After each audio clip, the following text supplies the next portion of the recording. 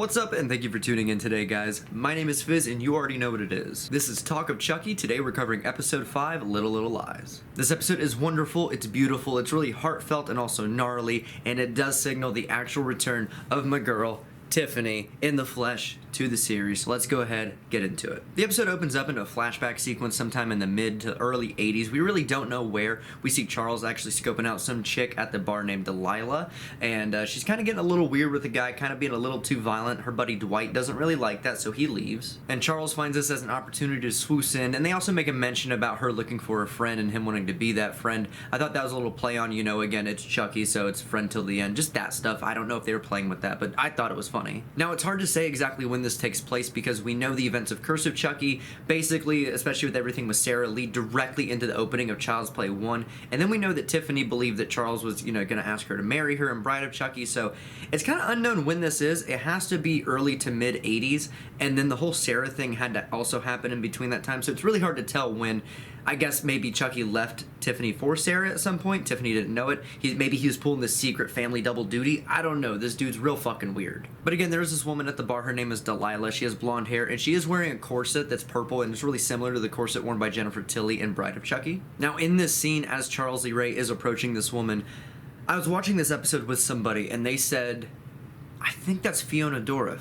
And for a moment, I was like, no, there's no way, right? Like, there's no way they got Fiona to do that, right? But there's a couple of shots, a couple of moments where you look in the eyes, you look at the angle of where it's set, you can really see it in the eyes, in the frame of the brow and everything. That is 100% Fiona Dourif in the flesh as Brad Dourif's Charles Lee Ray. And this was just nuts. Like, I know that it's fun that we have Nika running around acting like Chucky. We have Fiona Dourif's, you know, performance in that, and now we get this other side of it where we really see her get to act as her dad in this role and to really add both aspects to it.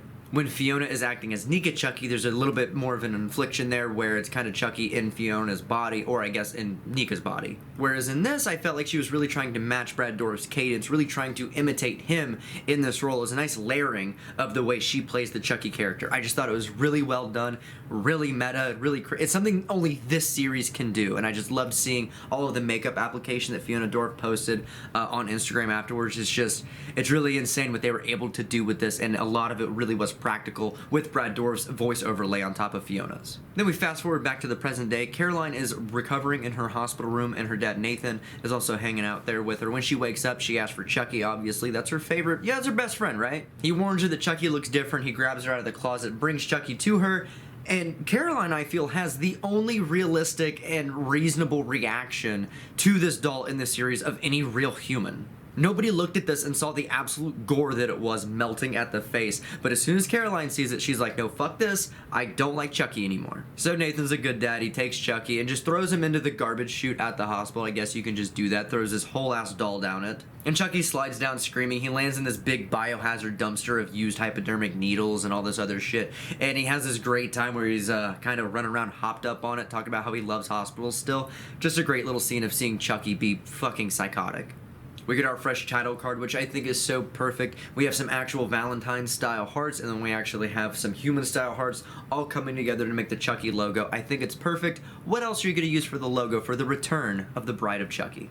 Lexi finds out that Chucky's been thrown away. She grabs Devin and Jake because they're going to go downstairs and try and fish him out because, again, they still have to kill him. And they have this horrible plan. Like, this scene gave me so much anxiety. I don't know why these kids were fucking around down here. I do understand they're trying to, you know, ring in the killer doll. But the way they're just fishing around this dumpster of again, used hypodermic needles from a hospital, I don't like it. But there's a really sweet scene where Jake is actually trying to force Chucky out of the mess with like a broom handle or something, and they're all trying to, you know, weed him out because they think he's in there.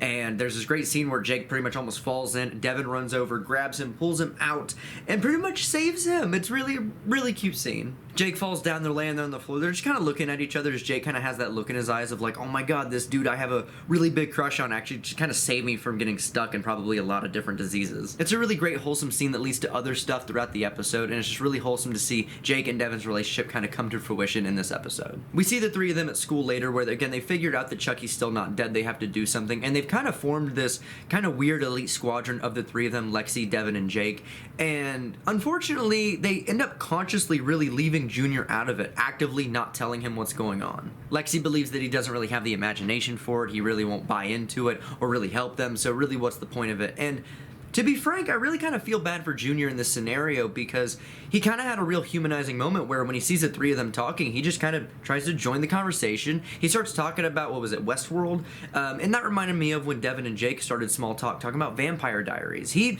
even though he may not get along with Jake, he wanted to talk to Devin, he wanted to talk to Lexi, so he just wanted to be a part of the conversation. And they pretty much just stonewall ignore him and push him away. And I get that they're dealing with bigger stuff, but I also think that Junior was given the short end of the stick.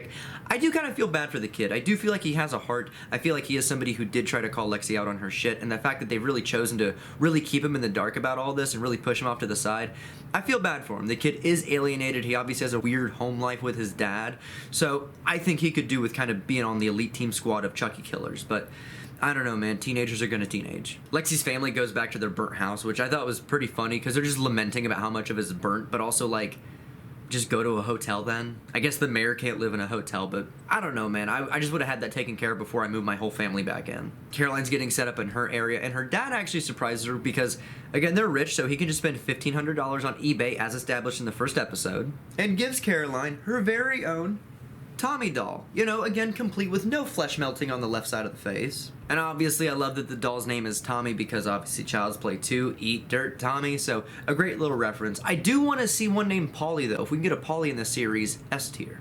Caroline goes to sleep happy, she's cradling Tommy, and you can actually see this really weird and fucked up shot of Chucky who's made his way back to the house for whatever reason, and he can see Caroline laying there, and he honestly does look sad. I think it is, again, weird demented stuff where you're supposed to question the psyche, but it's just him being a sociopath.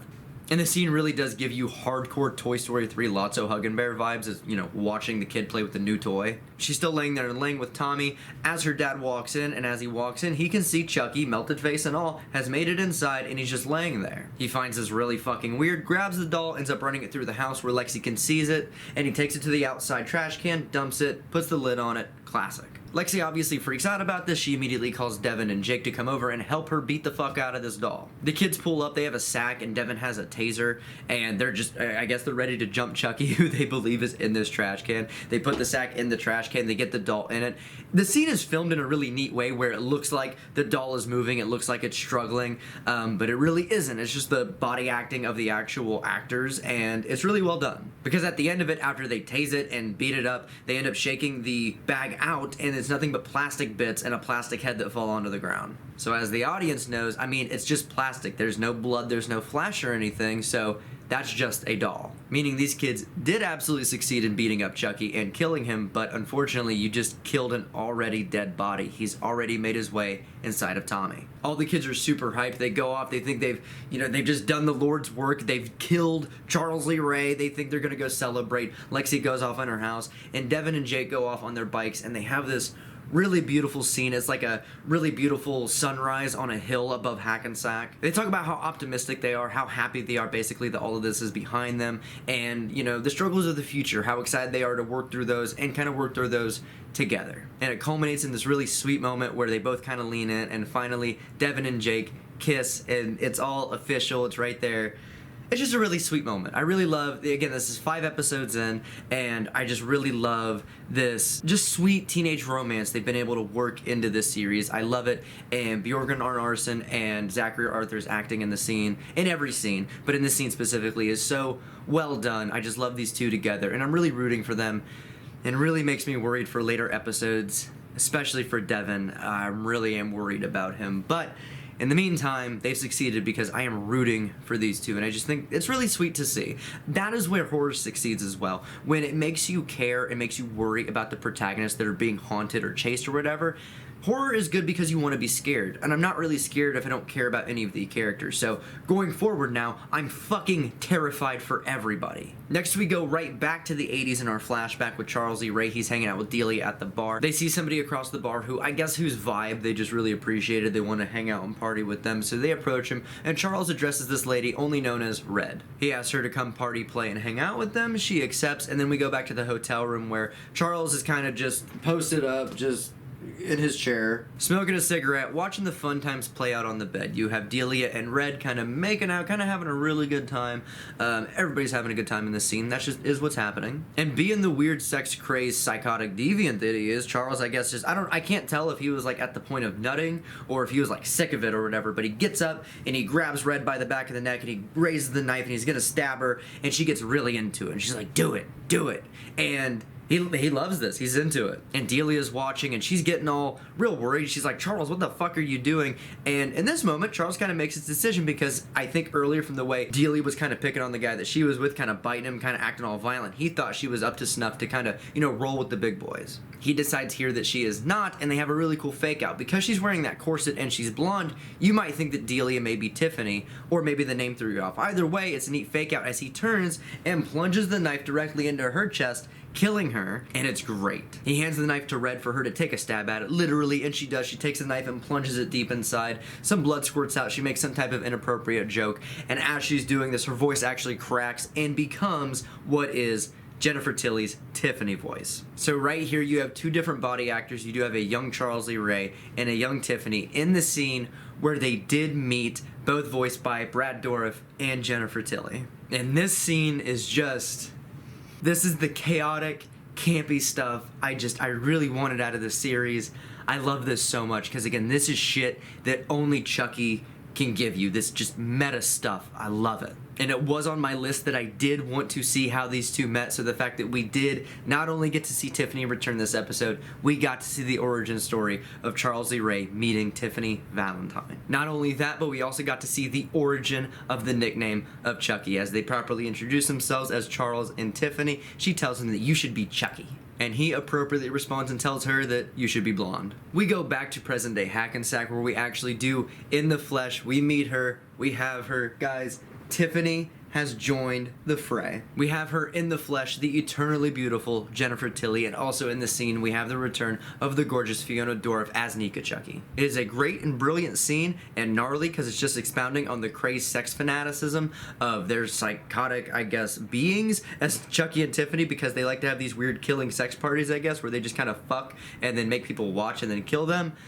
I don't know, man, whatever does it for you. And again, this is just a beautiful scene because it's one that can only come out of the series, because while they're making out, romping around on the bed, they have this guy who's kind of tied up to a chair, and they're making him watch, and Tiffany gets up, she starts kind of toying with him and starts making comments about, like, she's kind of hungry, she wants a snack, and then kind of infers that, no, like, I kind of really want to take a break, I'm hungry, I think we should go get something to eat. And you get this beautiful, campy, just dumb relationship argument out of the two as Chucky asserts, makes some comment about her compared to her mother. Tiffany gets really irate and angry and starts screaming again. This is a scene that's right out of Bride of Chucky, and I love the camaraderie between the two. I love when you get to see how these two really act when they're themselves and when they're by themselves, or when they just don't care who's watching. This is them, how they actually act. It's so dysfunctional that it somehow works for them to some, again, psychotic degree. But it's beautiful, it's hilarious, it's eye candy throughout the whole scene, and Tiffany finally storms off as Nika Chucky kind of confronts the guy. She's kind of just fucking around with him, and as she takes the blade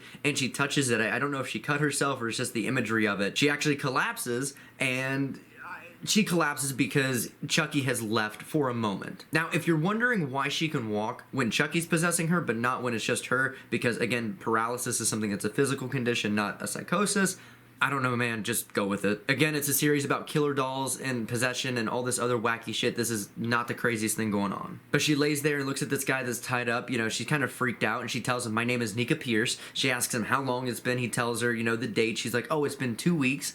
And it's unknown what she means by it's been 2 weeks. Now, again, I always thought that these movies were kind of, for the most part, happening around the at least canonical timelines that are matched. Child's Play 3 takes place several years after, Child's Play 2, and then you have the 10-year mark that's mentioned in Bride of Chucky. You have the several years later that takes place at the end of Seed of Chucky. You kind of lay that all out, so it felt like Cult of Chucky probably does take place around 2017, but maybe it takes place in 2021, or maybe she's referring to 2 weeks ago was the last time that, she was conscious and, she was prevalent in her body and it wasn't Chucky. I don't know. Regardless, she freaks out. She tells him, is there a good guy doll around here? And it does kind of flash forward and shows you all the Cult of Chucky stuff. That's for the people who didn't see Cult of Chucky or don't understand who Nika is. That's the refresher for them, which is totally cool. I'm kind of glad they put it in there because I know several people watching the series that did not see the later Chucky film, so good. She ends up freaking out. She's trying to help him. She's like, I can get you out of this. She ends up untying one of his restraints on his hands, which turns out to be a big mistake for him because as soon as she does, he ends up backhanding the shit out of her, kind of sends her on her ass. Immediately, Tiffany ends up walking back into the room, asks what the hell's going on here. And I guess that smack was just enough to bring Chucky back to the forefront as she again stands up as Chucky. Her and Tiffany end up leaving the hotel room and she slits his throat on the way out. And Chucky is aware that Nika at times is prevalent. So I don't know if this is an issue with the spell. I don't know really what this is. Maybe the fact that it's fragments of Chucky's soul, it's not as strong or whatever. I'm not entirely sure because it seems like whatever hold Tiffany has on Jennifer Tilly's body is 100% there, and Jennifer Tilly is not coming back. If she does, though, I'll be okay with it. Again, suspension of disbelief is very high. I'm always down for more Jennifer Tilly, because I do not want them to kill Tiffany in the series. Please don't do it. Oh my god. But I also find it funny that this hotel room is the exact same one that they killed Delia in, like, all those years ago. So how the hell do they keep being allowed to rent hotel rooms at this hotel when dead bodies keep showing up?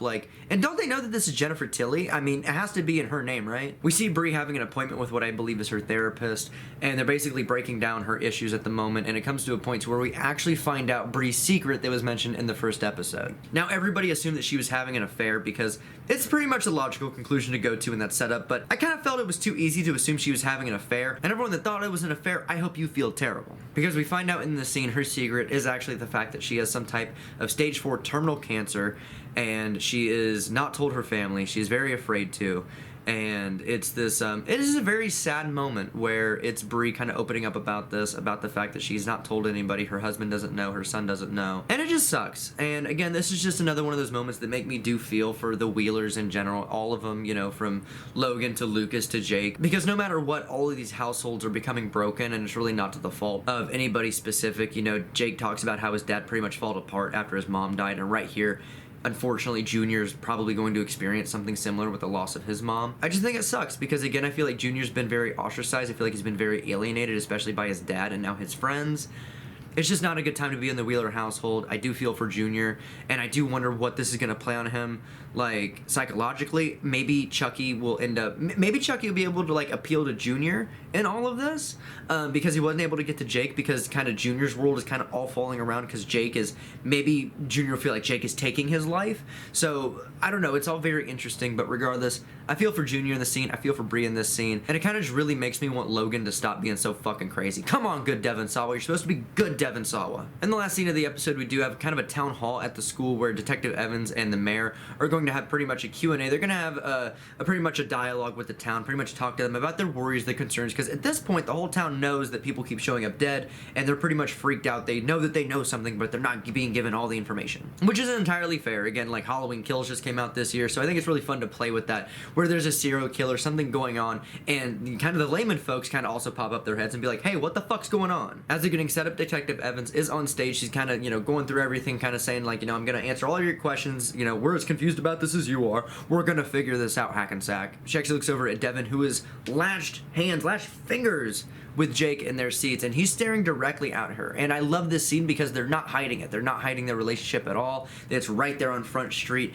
And I did see some back and forth on this. I saw some folks kind of wondering, why she reacted the way she did, or at least I guess had the expression she did. She didn't really have a reaction, but she did have a look of disapproval. And I don't think it was disapproval because, her discovering that Devin was gay. I think everything about that was brought up, it was already brought up in episode 2, her inkling to it. I think she was trying to open up to him.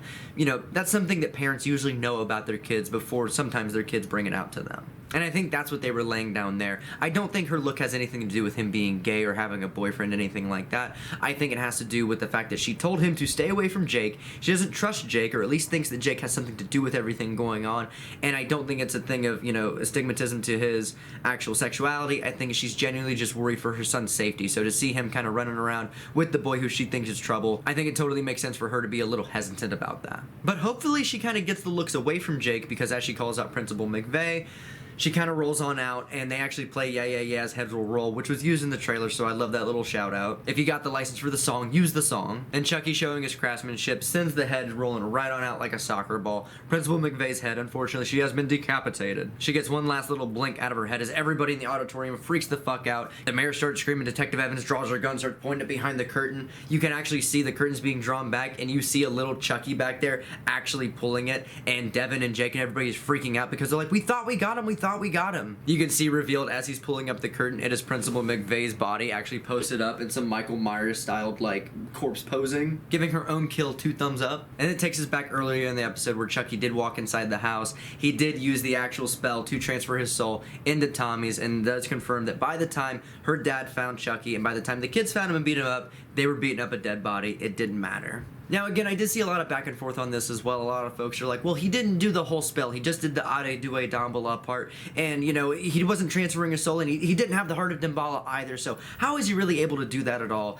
And guys, the answer is just have fun with it. Again, I'm a nerd. I'm really stringent on lore. I'm sitting here making long videos just talking about these episodes. I love this story, the world building, and everything that they've done, but, you know, I don't need a whole episode of them trying to track down the Heart of Damballa to make this work. If they just want to transfer the soul, maybe it's another spell that he found on voodooForDummies.com. I don't know. But again, suspension of disbelief, people. Let's go. Him transferring a soul into that doll without using the full spell is not even the weirdest thing to happen in just this episode. But with that, that is the episode. Again, I love this episode. I say this every single time. You know, again, I think episode 2 for me is probably, looking back, probably the weakest. Episode 4 is pretty good. Episode 3, very, very strong. Episode 5, very, very, very strong. Again, this is where we're really getting into the weird stuff. This is the weird shit. This is the later Chucky movies, your Bride of Chucky, Seed of Chucky stuff, to where if you don't jive with that, I don't know how much you're gonna jive with this, but I really hope you're still having fun with it. I love it. It's that appropriate level of camp. Again, to have Tiffany back finally in the flesh, we're finally being able to see Nika again. We're going to be able to really get this blend of old and new characters. It's really coming together in this really beautiful, organic, long story. I'm having so much fun with it, and I'm just lamenting the fact that we only have 3 episodes left to go. I don't rate these episodes. It's hard for me to do that. There's not like a scale for that. It's just I talk about it, and this whole thing is my opinion on it. So I don't have like a 4 out of 5 knife scale or anything like that. It's just I like the episode. But again, I am biased. This series again has given me everything I want. I mean, again, come on, seeing Jennifer Tilly's name come up in those credits. I waited 5 fucking weeks for this. Let's go. So this Chucky fan is entirely happy with what we're getting so far, and I hope you're happy too. Guys, let me know what you thought about episode 5 down in the comments down below. Let me know your favorite moment, your favorite kill so far from the series, whatever it is. Let's talk some Chucky. And if you enjoyed this video, please feel free to hit that like button down below, and also feel free to subscribe and hit the notification bell for all the newest Chucky coverage coming at you in the near future. But until that next time, and until that next episode, guys, my name is Fizz, and that has been some Talk of Chucky.